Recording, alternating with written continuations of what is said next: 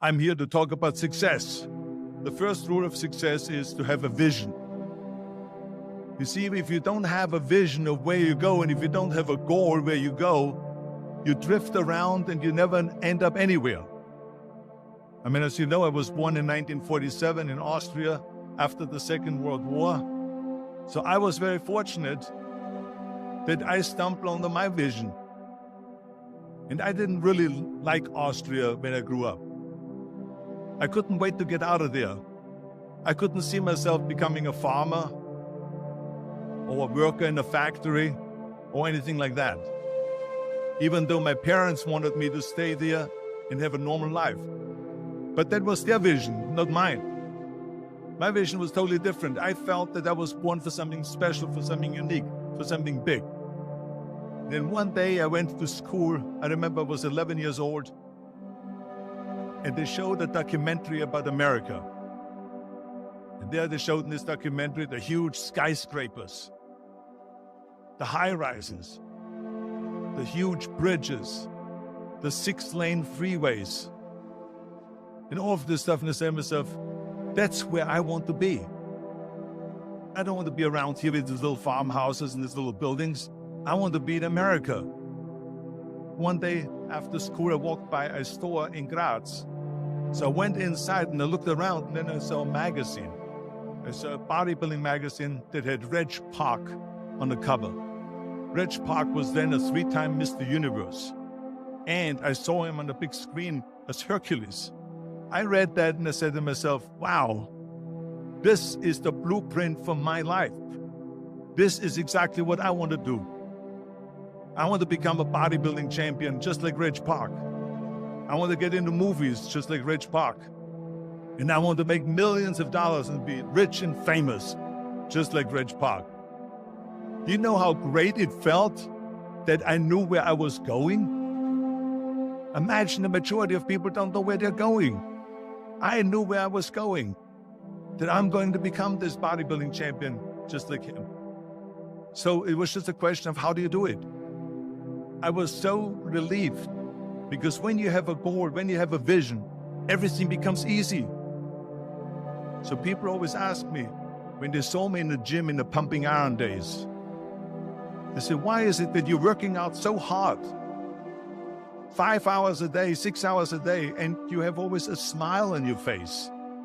And I told people all the time, I said, because to me, I'm shooting for a goal. In front of me is the Mr. Universe title. So every rep that I do gets me closer to accomplishing that goal, to make this goal, this vision, turn into reality. Every single set that I do, every repetition, every weight that I lift will get me a step closer to turn this goal into reality. So I couldn't wait to do another 500-pound squat. I couldn't wait to do another 500-pound bench press. I couldn't wait to do another 2,000 reps of sit-ups. I couldn't wait for the next exercise.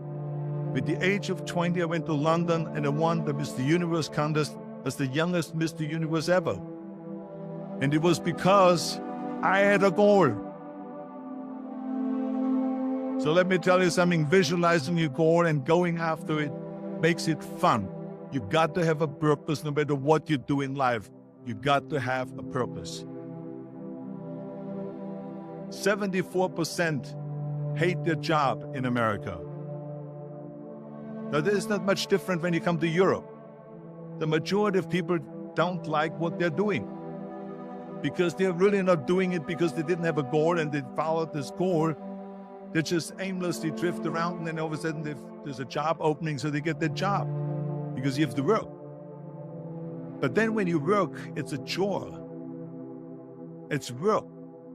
It's not fun. So if you think about, only a quarter of the people really enjoy what they're doing in life. That is unbelievable if you think about it. So I felt so blessed that I knew what I was doing. It's like a medical student that studies and knows he wants to become a doctor. You know where to go. And the same thing is also in politics. I remember that in politics, I had a very clear vision that I will be the leader of California. That's as far as I could go because I was not born in America, so I could not run for president.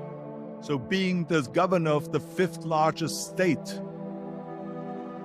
I should say the largest state, the fifth largest economy in the world, was for me really the ultimate title, the ultimate accomplishment in politics. So even though people came up to me and says, why don't you go and run for something smaller? You're never gonna make it. I ran for governor, and then 2 months later, I became governor of the state of California. Again, because I had a very clear vision what I'm gonna do with California. So that's rule number one, have a vision. Rule number two is, don't listen to the naysayers. Don't listen to the naysayers. Everything I ever did, the thing that I heard out of people's mouth was, that's impossible. That can't be done. Or no. That is exactly what I heard. And of course, I proved to the people that it can't be done. So whenever someone said to me, it can't be done, I heard it can be done. When they said no, I heard yes. And when they said it's impossible, I heard it is possible. I'm a strong believer of what Nelson Mandela said, that everything is always impossible until someone does it. Well, I'm going to be the one that said to myself, I'm going to do it and I'm going to show it to them. Maybe it has never been done before. That's perfectly fine with me. But I'm going to do it. And I did not listen to the naysayers. It's all about the hard work that you put in. I said to myself, in bodybuilding, I worked out 5-6 hours a day. I'm going to do the same thing now for acting. And of course, I went to college to study English. I studied the accent removal, acting classes, and all of this stuff, all day long. I worked and I worked and I worked.